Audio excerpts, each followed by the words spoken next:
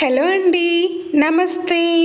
Welcome to my channel Bhavana's cooking and vlogs. ముందుగా అందరికీ నూతన సంవత్సర శుభాకాంక్షలు. ఈరోజు నేను చూపించబోయే రెసిపీ వచ్చేసి రవ్వ దోశ అండి. రొటీన్గా ఎప్పుడు తినే దోశలు కాకుండా ఇలా ట్రై చేసి చూడండి, చాలా ఎమ్మీగా ఉంటాయి. ఎక్కువ శ్రమ లేకుండా ఈజీ ప్రాసెస్లో ఎలా చేసుకోవాలో చూసేద్దామా. మరి ప్రాసెస్లోకి వెళ్ళే ముందుగా నా ఛానల్ సబ్స్క్రైబ్ చేసుకొని వాళ్ళు ఉంటే సబ్స్క్రైబ్ చేసుకోండి, లైక్ చేయండి, షేర్ చేయండి. ముందుగా ఒక గిన్నె తీసుకొని అందులో 2 కప్పుల బియ్యం పిండి, ఇంకా 1 కప్పు దాకా సూజీ రవ్వ, ఇంకా 1 కప్పు దాకా మైదా పిండిని తీసుకోవాలి. అందులో 2 కప్పుల దాకా పెరుగును వేసుకోవాలి. మనం ఏ కప్పుతో కొలత తీసుకున్నామో అదే కప్పుతోనే పెరుగును కూడా తీసుకోవాలండి. పెరుగును వేసుకున్నాక ఒకసారి అంతా బాగా కలుపుకోవాలి. ఇందులో పెరుగు వేయడం వల్ల పిండి అనేది కొంచెం పులుస్తుందండి, అందుకోసమే ఇందులో పెరుగు వేస్తున్నాము. ఇప్పుడు అందులో కొంచెంగా నీళ్ళను పోసుకుంటూ కలుపుతూ ఉండాలండి.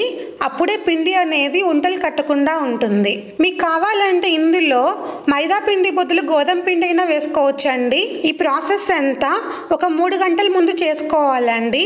అప్పుడే పిండి అనేది కొంచెం పులుస్తుందన్నమాట. మీరు పొద్దున్నే ఈ టిఫిన్ చేయాలన్నప్పుడు అంత టైం లేదనుకున్నప్పుడు ఏం చేయాలంటే ఒక రోజు ముందు రోజు నైట్ ఉంటుంది కదా, అప్పుడు నానపెట్టుకున్న సరిపోతుంది. ఇక్కడ చూడండి, పిండి అనేది ఇలా ఉంటలు లేకుండా కలిపి పెట్టుకోవాలి. దానిపైన ఒక మూత పెట్టేసి ఒక 3 గంటలు నాననివ్వాలండి. ఒక మిక్సీ జార్ తీసుకొని అందులో ఒక పచ్చిమిర్చిని, ఇంకా అల్లం ముక్కలు, ఇంకా కరివేపాకును వేసుకొని కచ్చా పచ్చగా గ్రైండ్ చేసుకోవాలి. మళ్ళీ ఇప్పుడు అందులో 10 మిరియాలని, ఇంకా సగం స్పూన్ జీలకర్రని వేసుకొని మళ్ళీ గ్రైండ్ చేసుకోవాలండి. ఈ పచ్చిమిర్చి అల్లం పేస్ట్ అనేది మెత్తగా గ్రైండ్ చేసుకోకూడదండి, ఇలా ఒక్కలుగానే ఉండాలి. 3 గంటల తర్వాత ఈ పిండిలో కొంచెం నీళ్ళని పోసుకొని మళ్ళీ కలుపుకోవాలి. ఈ పిండి అయితే కొంచెం జారుగానే ఉండాలండి. ఇప్పుడు అందులో సన్నగా కట్ చేసి పెట్టుకున్న ఉల్లిపాయ ముక్కల్ని, ఇందాక మిక్సీ జార్లో వేసుకున్న పేస్ట్ని కూడా వేసుకోవాలి. మీకు కావాలంటే ఈ పచ్చిమిర్చి ఇంకా అల్లం ముక్కలు అవన్నీ ఉన్నాయి కదండి,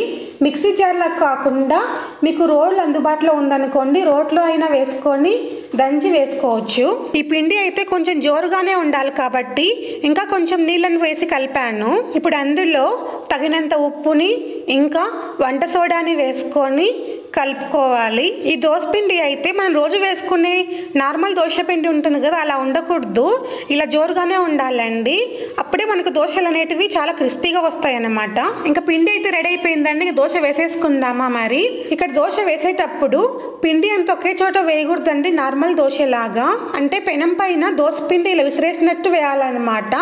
అప్పుడే ఈ పిండి అనేది మొత్తం స్ప్రెడ్ అవుతుంది పెనం అంతా.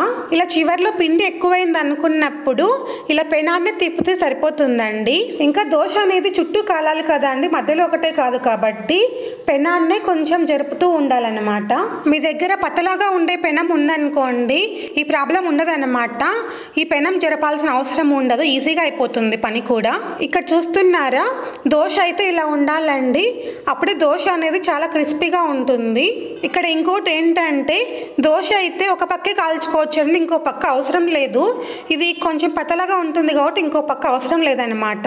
మీకోసం ఇంకో దోశ వేసి చూపిస్తున్నాను చూడండి, మీకు ఇంకా క్లియర్గా అర్థమవుతుంది. నేను పెట్టే వంట వీడియోస్ అన్నీ మీకు నచ్చుతున్నాయా అండి, చూస్తున్నారా? ఏమైనా ట్రై చేసింటే నేను పెట్టే రెసిపీస్ ఏవైనా కామెంట్ చేయొచ్చు కదా, ఎలా వచ్చాయో. ఈ రవ్వ దోశని మీరు కూడా తప్పకుండా ఇంట్లో ట్రై చేసి నాకు కామెంట్ చేయండి ఎలా వచ్చిందో. నేను చేసిన ఈ రెసిపీ మీకు నచ్చిందని అనుకుంటున్నాను. నచ్చితే లైక్ చేయండి, షేర్ చేయండి, సబ్స్క్రైబ్ చేసుకోండి.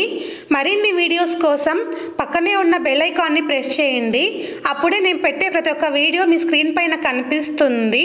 బాయ్ అండి, మళ్ళీ ఇంకో వీడియోతో కలుద్దాం.